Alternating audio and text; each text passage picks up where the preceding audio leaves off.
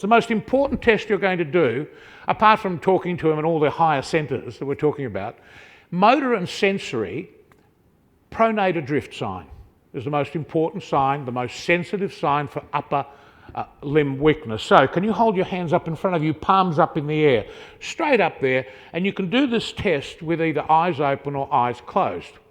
If eyes open, he does this, but when he closes his eyes, he might drop this arm.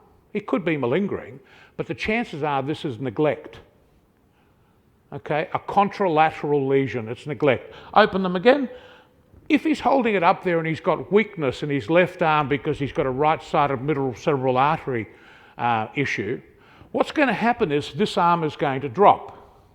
Now, it'll slowly drop. Don't drop it that way. It'll slowly drop. So he could drop it this way, at which point I won't believe him. Because what happens when you have weakness is your pronators overpower your supinators. And this is what's called a pronator drift sign, the most sensitive sign you're going to find for weakness.